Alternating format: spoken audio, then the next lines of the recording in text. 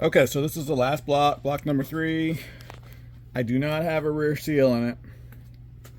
No rear seal in it. I have all the bearings in it and no caps. So we're going to see what the rotating torque is now. About 10 inch-pounds. And the rotating torque on just the bearings with the white lithium lube is about 5 inch-pounds. All right, pause it. Go. All right, number 1 cap is on loosely, and really no change, but let's do the breakaway again just to be sure. And breakaway went up a little bit. Okay, so we'll torque the number 1 cap and see if it changes.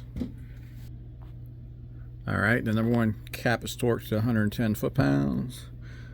Breakaway torque is 15, and we have gained a couple foot-pounds or a couple inch-pounds, which it should. All right, pause it.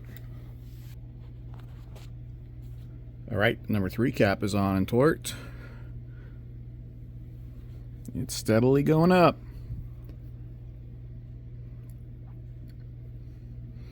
And that's because of my assembly lube being squished. Okay, and just so we know, this is old school, but it works, so why change? Okay, we have number 2 cap on. So we got 3 caps on. And look at that, it went way down. So what does that tell us? That tells us that the block is flexing. With the caps torqued, all of a sudden my rotating torque is dropped dramatically.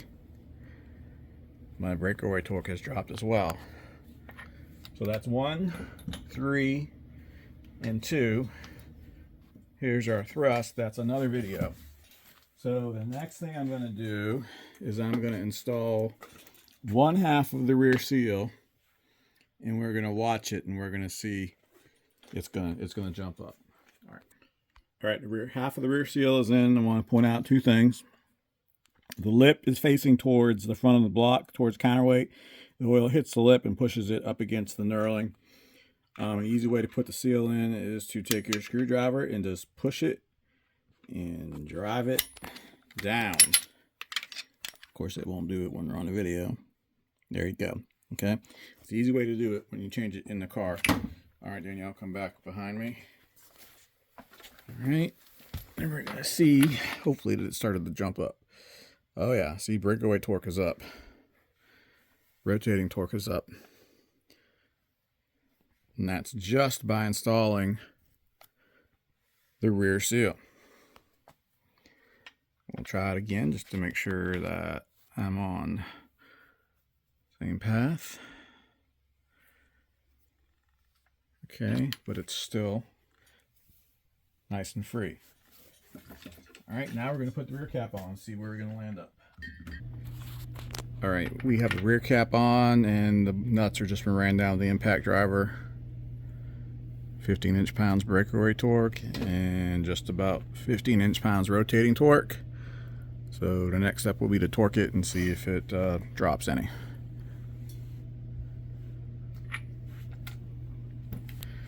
All right, everybody's torqued. It's 110 foot-pounds. This is the final say. The final say is the breakaway torque is over 15 inch-pounds. The rotating torque is about 15 inch-pounds. We'll do it again.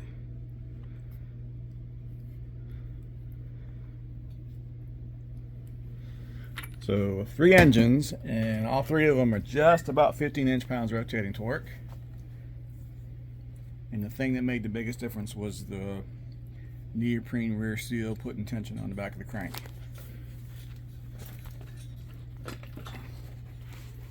So that's it. I'm starting to build my data on this. This is another check that I've learned to do when I build these things.